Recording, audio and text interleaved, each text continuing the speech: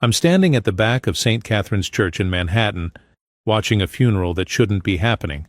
There are 400 people here, crying, mourning, saying goodbye to a woman who isn't dead. I know because I saw her this morning at 3 a.m. I talked to her. She was breathing, and now her son is up there giving a eulogy, talking about letting her go peacefully, and I know, it's all a lie. My name is Peter Young. I'm 52 years old, and I'm a hospital janitor at Mercy Hospital on the Upper East Side of Manhattan. I've been cleaning floors and emptying bedpans for 30 years.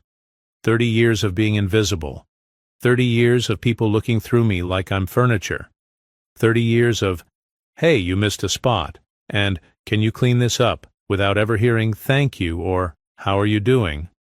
I never minded, not really. Honest work is honest work, and I was proud of what I did, proud that I kept that hospital clean and safe, proud that I raised my daughter Sarah on a janitor's salary after my wife died when Sarah was just 3 years old. But there were nights, plenty of nights, when I'd lie awake in my tiny apartment in Queens, listening to the upstairs neighbors fighting, and I'd think about the life I didn't get to live. The chemistry degree I never pursued, the research career I never had, the potential I never reached because life had other plans. I'm not bitter. I'm really not. Sarah turned out beautiful and kind and talented despite growing up with just me and a paycheck that barely covered rent. She's at NYU now, studying music education, working 3 part-time jobs to afford it, because my janitor salary can only stretch so far. But sometimes I wonder what it would have been like to be the person I dreamed of being instead of the person I had to be. And for the past 3 weeks, I've been cleaning the ICU room of Melissa Dixon every single night, talking to a woman in a coma, playing music for her, treating her like a person instead of a body. And today, I'm about to do something that will either save her life or destroy mine. I'm about to stop this funeral. Before we get into this, where are you watching from today? Share in the comments below. It's March 18th, 2023, a Saturday morning. I'm not supposed to be here. I'm supposed to be at Mercy Hospital on the Upper East Side, finishing my shift, mopping floors and emptying trash cans like I've done for the past 30 years. But I'm here instead, at this church, at this funeral, because I overheard something I wasn't supposed to hear. Let me back up. Let me tell you how this started. 3 weeks ago, on February 25th, Melissa Dixon was brought into Mercy Hospital's ICU. Massive stroke. Found unconscious in her office at Dixon Industries, the chemical manufacturing company she built from nothing into a billion-dollar empire over 40 years. I didn't know who she was at first. To me, she was just another patient in room 407. Another person in a bed hooked up to machines, another room I had to clean every night at 11 p.m. when the visitors were gone and the hospital was quiet. I'm the night janitor. 3rd shift, 7 p.m. to 7 a.m., 5 days a week. I clean the ICU, the surgical floors, the cafeteria. I empty biohazard containers and mop up blood and disinfect everything that needs disinfecting. I've been doing it for 30 years. Since I was 22 years old. People don't really see janitors. We're the people who come after everyone else is gone, who make things clean for the morning shift, who keep the hospital running even though nobody thinks about us. Doctors don't make eye contact. Nurses are polite but distant. Patients are usually unconscious or too sick to notice. That's fine. I'm used to it. But here's the thing about being invisible. You see everything. You hear everything. Because people forget you're there. The first night I cleaned Melissa Dixon's room, she was alone. Completely alone. No family, no visitors, no flowers, no cards. Just machines beeping, keeping her alive. And the antiseptic smell of hospital air. The nurse on duty, Jessica Rodriguez, 28 years old, kind eyes, the type who actually remembers the janitor's names, was checking vitals when I came in with my cart at 11 p.m. "You can clean," she said without looking up from the chart. "She's stable, deep coma, no brain activity yet. Family's trying to decide what to do." I nodded. Started my routine. emptied the small trash can, nothing in it. She hadn't had visitors to generate trash, mopped the floor with the disinfectant that makes everything smell like fake lemons, wiped down the surfaces, the rolling table, the windowsill, the arms of the visitor's chair that no one had sat in. Standard routine. I'd cleaned hundreds of ICU rooms over 30 years, knew every corner, every surface, every protocol. But something made me stop that night. Maybe it was the complete silence except for the machines. Maybe it was how peaceful she looked. Not like death, like sleep. Like she might open her eyes any second and ask where she was. Maybe it was the loneliness that hung in the air like humidity. Or maybe it was because she reminded me a little bit of my own mother. Not in looks. My mother was Puerto Rican. Dark hair, round face. Nothing like this white woman with her sharp features and gray blonde hair. But in the way she lay there, dignified even in unconsciousness. My mother had been the same way when she was dying of cancer 15 years ago. Dignity, even when everything was being taken from her. "What's her name?" I asked Jessica. Jessica looked up, surprised. Janitors don't usually ask questions. We're not really part of the medical team. We're just there. "Melissa," Jessica said. "Melissa Dixon. She's a big deal, apparently. CEO of Dixon Industries, chemical manufacturing company, worth billions. Had a massive stroke. Just came in today, found unconscious at her desk." "She have family?" "A son, Thomas, 40s, I think. He was here earlier today." Jessica paused, and I could see her choosing her words carefully. Nurses are good at that. They see everything, know everything, but they're trained to be diplomatic. "He seemed stressed, upset, obviously, but also—" She trailed off. "Also what?" "Also impatient. Kept asking when we'd know if she'd wake up. Kept talking about arrangements and decisions and moving forward. I don't know. Maybe that's just how some people deal with grief. Businesslike. Or maybe, I thought but didn't say, that's how some people deal with inheritance." I finished cleaning, but before I left, I did something I don't usually do. Something I'd stopped doing years ago after too many patients died and I got too attached. I touched Melissa's hand, just briefly, just to let her know someone was there. Her skin was cool but not cold, alive. I could feel her pulse, faint but steady, under my fingertips. "Good night, Mrs. Dixon," I said quietly. "I'll see you tomorrow." Jessica smiled at me as I left. "That's sweet of you, Peter." "Just being polite," I said. But it was more than that, and we both knew it. The second night, I brought my phone, played some classical music while I cleaned. Nothing loud. Hospitals have rules about noise, even at night. Just soft. Beethoven's Moonlight Sonata. The same piece my daughter Sarah had played at her high school recital 4 years ago. The recital where I'd cried in the audience because I was so damn proud of her. Sarah was studying music education at NYU now, living in a dorm in Brooklyn, working as a barista, tutoring kids in piano on weekends, picking up shifts at a campus library. 3 jobs to supplement the loans and the scholarships, and the small amount I could give her from my salary. Sometimes I felt like I'd failed her. Like if I'd been smarter, gone to college, gotten a better job, she wouldn't have to work so hard. She'd be able to focus on her studies instead of balancing 3 jobs and a full course load. But she never complained. Never once said, "Dad, why didn't you do better?" She just worked, just like I'd taught her. I hit play on Moonlight Sonata. The gentle piano filled the quiet room. Jessica came in while I was mopping under the bed. She paused, listening. "That's beautiful," she said. "What made you think to play music?" "My daughter loves classical music," I said. "She's studying to be a music teacher, and I read somewhere, maybe in one of those free health magazines in the waiting room, that coma patients might be able to hear, that music and voices can help, might help stimulate the brain or something. I don't know if it's true." "Some studies suggest it," Jessica said. "We don't really know what coma patients experience, but I think it's nice, better than just silence and machines. Can't hurt." That's what I figured. The third night, I started talking to her, Not because I thought she could hear, or maybe because I hoped she could. I don't know.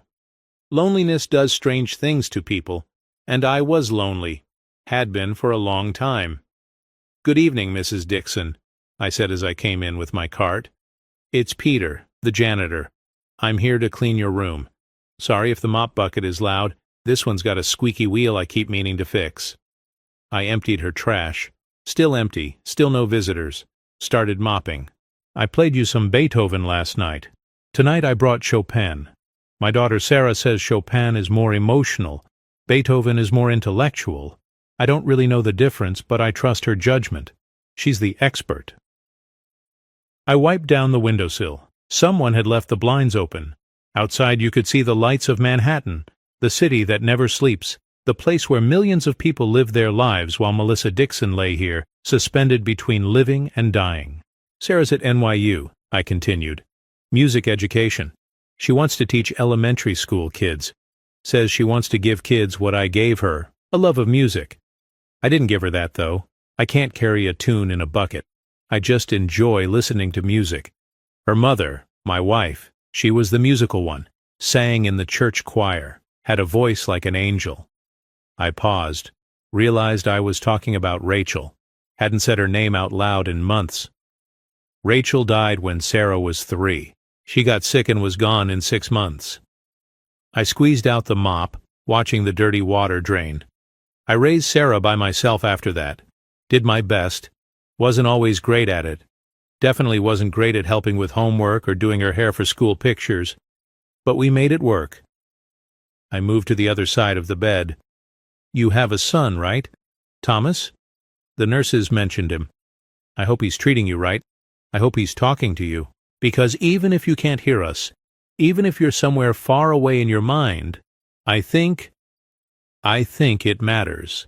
I think it matters that people care." I don't know why I told her all this. Maybe because she couldn't judge me.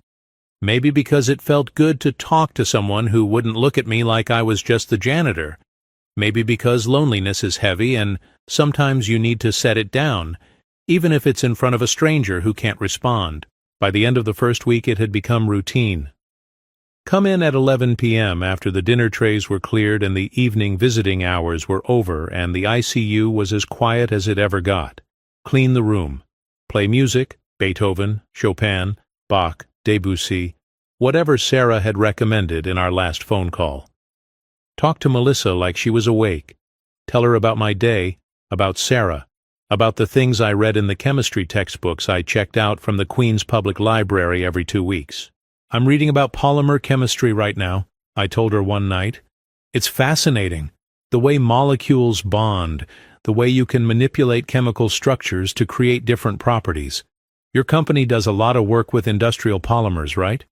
I read an article about Dixon Industries last week, about your eco-friendly manufacturing processes. Pretty impressive stuff." I sat down in the visitor's chair for a moment, something I wasn't supposed to do, but my feet hurt, and I was tired, and no one was around to tell me not to. "I wanted to study chemistry when I was young," I admitted. "Had dreams of going to MIT or Columbia, becoming a researcher, maybe working for a company like yours. But my dad left when I was 17. Just walked out one day, never came back. And my mom was working 2 jobs, but it wasn't enough. So I dropped out of high school, got my GED, started working. Needed to help with rent and food and bills. I looked at Melissa's still face. Wondered if, somewhere in the darkness of her coma, she could hear this. If it mattered. Never went to college, never studied chemistry beyond those library books, became a janitor instead. It's honest work. I'm not ashamed of it.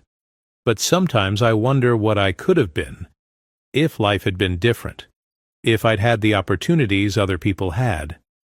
I stood up, got back to work. Anyway, that's enough about me. By week 2, something changed. The nurses started whispering.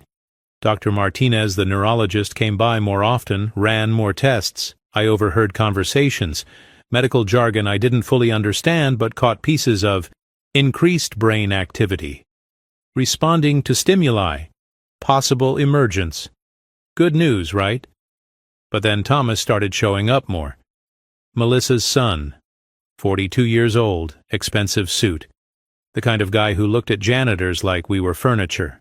He never acknowledged me, would walk right past like I didn't exist, stand in his mother's room on his phone, talking about business, about money, about handling the situation.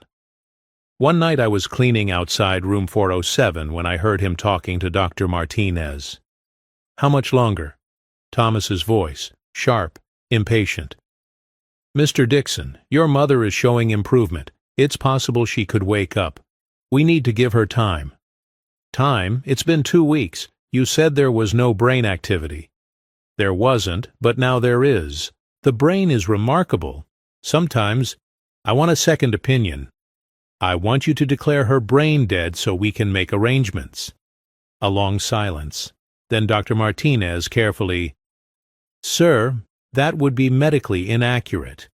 Your mother is not brain dead. She's in a coma with improving neural function. Then keep her comfortable. No extraordinary measures. Do you understand? Another silence. Yes, sir. I froze outside the door. Kept my head down. Kept pushing my mop. Invisible. But I heard everything. 3 days ago, March 15th, I was cleaning room 407 at 11 p.m. like always. Melissa looked the same. Peaceful, stable. The machines beeped their steady rhythm. I was playing Claire de Lune on my phone, wiping down the bedside table, when her hand moved. Just a twitch. A finger. Barely noticeable. I stopped. Stared. Mrs. Dixon? I whispered. Nothing, but I swear I saw her eyelids flutter. I hit the call button.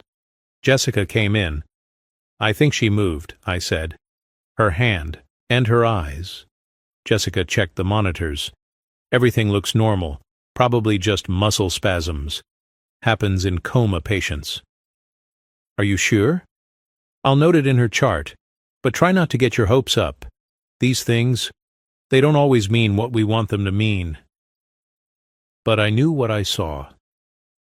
2 hours later I was taking my break in the janitor's closet on the 4th floor when I heard voices in the hallway. Administrators. Late-night meeting. Dixon case needs to be resolved. The son is insistent. Wants to move forward with arrangements.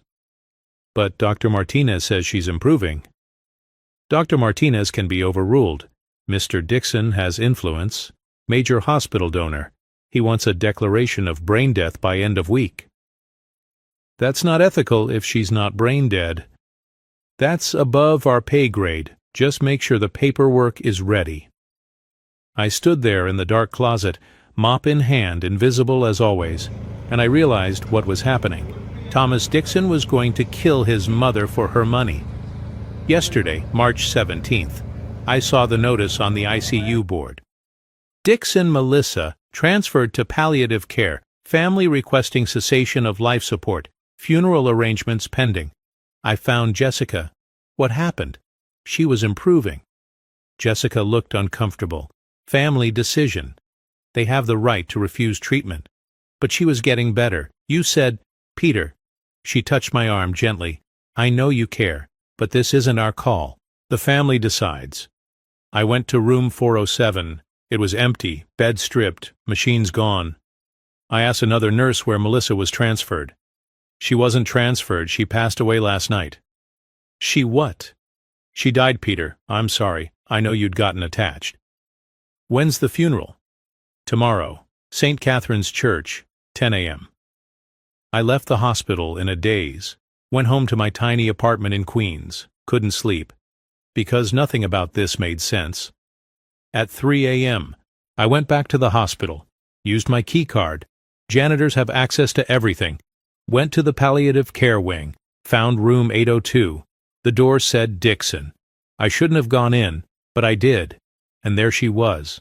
Melissa Dixon, in the bed. Breathing. Chest rising and falling. Monitors still beeping. Not dead, alive. I stood there for 10 minutes watching her breathe. My heart pounding so hard I thought it would break my ribs. She wasn't dead. She was in a coma. Still unconscious. But alive. They were going to bury her tomorrow. Which brings me to now. March 18th, 10 a.m., St. Catherine's Church. I'm standing at the back in my janitor's uniform, 400 people in expensive clothes, flowers everywhere, a closed casket at the front of the church. Thomas Dixon is at the podium giving a eulogy. His voice is steady, practiced, full of fake emotion. "My mother was a brilliant woman," he says, "a pioneer in her field. She built Dixon Industries from nothing. She gave everything to her work, to her company, to the future of chemical innovation, and when the time came, she taught us the hardest lesson of all, when to let go, when to accept that some battles can't be won, when to choose peace over suffering." People are crying, dabbing their eyes with tissues. I'm shaking with rage. Thomas continues, "Yesterday my mother passed peacefully. She was ready. She'd fought long enough, and now we honor her memory by letting her rest." That's when I move, walk down the center aisle, past the pews full of people, past the flowers and the candles and the expensive grief. Thomas sees me coming, stops mid-sentence. His face goes white. I reach the front of the church, turn to face the congregation. "She's not dead," I say. My voice echoes in the vaulted ceiling. "Melissa Dixon is not dead. She's alive. She's in a coma at Mercy Hospital right now. I saw her this morning at 3 a.m. She's breathing. Her heart is beating. This funeral is a lie." Chaos. People gasping, shouting, standing up. Thomas recovers quickly. "Security. This man is delusional. He's a janitor from the hospital. He's clearly disturbed. Remove him immediately." 2 security guards move toward me, but I hold my ground. "I'm not delusional," I say louder. "I'm the night janitor at Mercy Hospital. I've cleaned Melissa Dixon's room every night for 3 weeks. I checked on her this morning at 3 a.m. She's alive. She's in room 802, palliative care wing. Call the hospital. Check for yourselves." "This is outrageous," Thomas snarls. "My mother died yesterday. We have a death certificate. This man is—" "Lying," I interrupt. "Like you've been lying? Like you pressured doctors to declare her brain dead when she was improving? Like you bribed administrators to falsify records so you could inherit her company?" The church is dead silent now. An older woman stands up in the front row. Elegant, 70s, sharp eyes. "I'm Margaret Winters, Melissa's attorney and friend for 30 years. Young man, are you certain of what you're saying?" "Yes, ma'am, completely certain. I saw her breathing this morning. She's not dead." Margaret pulls out her phone, calls someone, puts it on speaker. "Mercy Hospital, how may I direct your call?" "This is Margaret Winters, attorney for Melissa Dixon. I need to confirm the status of your patient, Melissa Dixon, currently listed as deceased." A pause. Typing. "1 moment, please." Longer pause. "Ma'am, Melissa Dixon is currently in room 802, palliative care. Status, coma, stable condition." The phone almost drops from Margaret's hand. "She's alive," Margaret whispers, then louder. "She's alive!" The church erupts. What happened next was a blur. Police were called. Thomas was escorted out, screaming about lawsuits and slander. Margaret called the hospital administrator, demanded answers, threatened legal action that would destroy the hospital's reputation. The corrupt administrator, a man named Richard Stevens, who Thomas had paid $500,000 to falsify death records, confessed within hours. Thomas had threatened to pull all Dixon Industries donations unless they declared Melissa brain dead, had arranged a rushed funeral, planned to cremate her body before anyone could investigate. The death certificate was fake. The hospital records were falsified. Thomas had been planning to inherit Dixon Industries, worth over $3 billion, and immediately sell it to pay off gambling debts he'd hidden for years. Dr. Martinez, the neurologist who'd reported Melissa's improvement, came forward, said he'd been overruled, threatened, told to stay quiet or lose his job. Thomas Dixon was arrested, charged with attempted murder, fraud, bribery, conspiracy. Bail set at $10 million. And me? I went back to Mercy Hospital. Back to room 802. She woke up 4 days later, March 22nd. I was cleaning her room at 11 p.m., like always. Playing Beethoven, like always. Talking to her about my day, like always. Evening, Mrs. Dixon. It's Peter. You're safe now. Everyone knows the truth. Her hand moved. Not a twitch. A deliberate movement. Her fingers closed around mine. I almost screamed. Hit the call button frantically. Her eyes opened. Slowly. Confused. Searching. Mrs. Dixon? My voice was shaking. Can you hear me? She looked at me, squeezed my hand. The nurses rushed in. Doctors, tests, chaos. But through it all, Melissa kept holding my hand. And when they asked her if she knew where she was, if she remembered anything, she whispered one word. Peter. She remembered. Somehow, through the coma, through the darkness, she'd heard my voice. Recovery took weeks. Physical therapy. Speech therapy. Relearning how to do everything a stroke steals from you. Margaret Winters visited every day. Handled the legal situation with Thomas. He'd be going to prison for a long time. Handled the hospital investigation. Richard Stevens lost his medical license, faces criminal charges, and Mercy Hospital settled with Melissa for $15 million, rather than face a public trial. I went back to my normal routine, cleaning floors, emptying trash. But one evening in late April, I was called to the hospital administrator's office. The new administrator, Dr. Patricia Cole, who'd replaced Stevens. Young Mrs. Dixon has requested to see you. She's being discharged today. Would you mind going to her room? I went, still in my janitor's uniform, still carrying my mop. Melissa was sitting up in bed, dressed in real clothes, looking thin but alive. So alive. Margaret Winters sat beside her. Peter, Melissa said. Her voice was still weak but clear.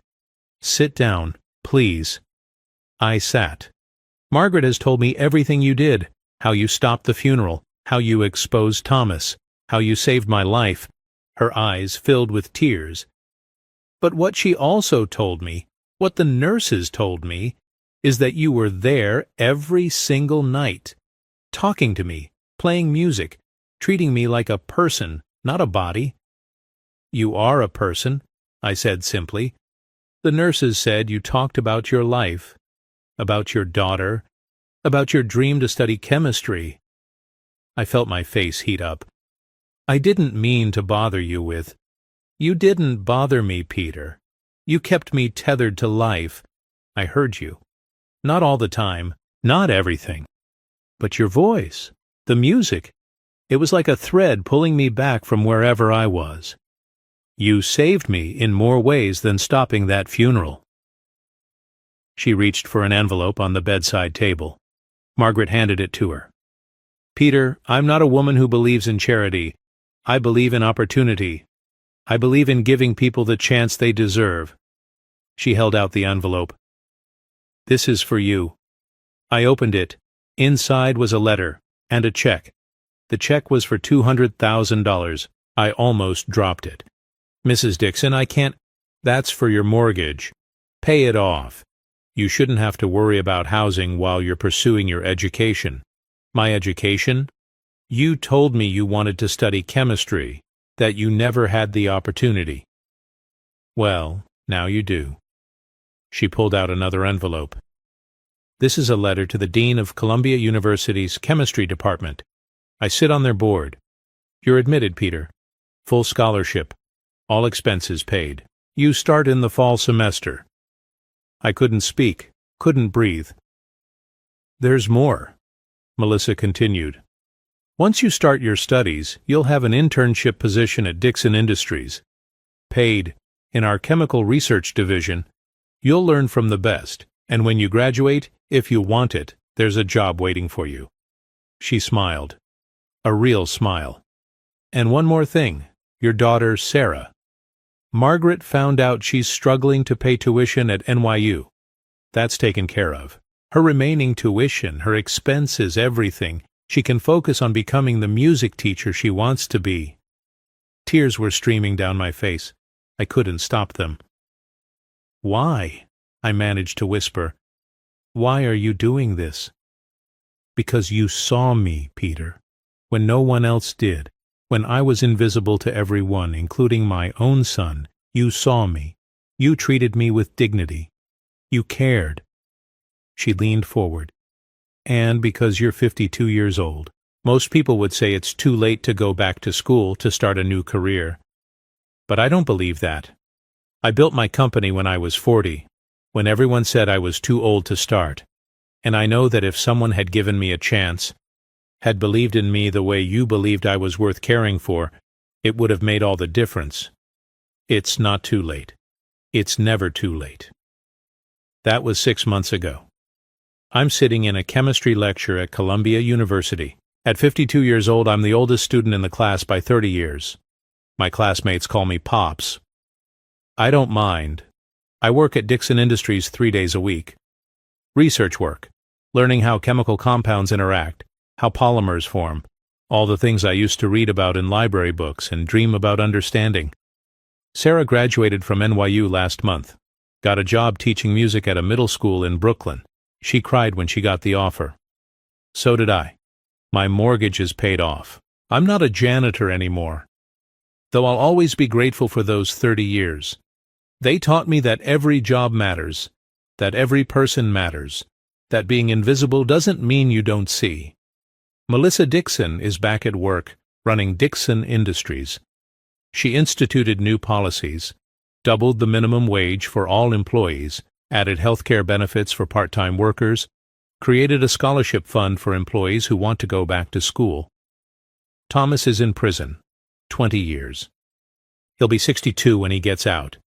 If he gets out. Sometimes I think about that morning at St. Catherine's Church, walking down that aisle, 400 people staring at me, Thomas Dixon's face going white. The moment I said, "She's not dead." I think about all the ways it could have gone wrong. If no one had believed me, if they'd thrown me out, if Melissa hadn't woken up. But she did wake up, and they did believe me, and everything changed. Not because I was special, not because I was smart or brave or anything extraordinary, but because I was there, because I paid attention, because I treated someone with kindness when no one else was watching, because I wasn't invisible to her, and she wasn't invisible to me. That's the thing about being seen, about really seeing someone. It changes everything. It changed my life. It saved hers. And it reminded me that everyone matters. Every voice, every person. No matter what their job title is, no matter who they are, we all matter. And sometimes, the people nobody notices are the ones who change the world. So, let me ask you, what would you have done in my position? Would you have spoken up when everyone thought you were crazy? Would you have trusted what you knew even when no one believed you? Drop your answer in the comments below. And if this story reminded you that everyone's voice matters, that everyone deserves to be seen, hit that subscribe button. Because the world needs more stories like this. Stories that prove courage doesn't come from power or money. It comes from caring about people when no one's watching.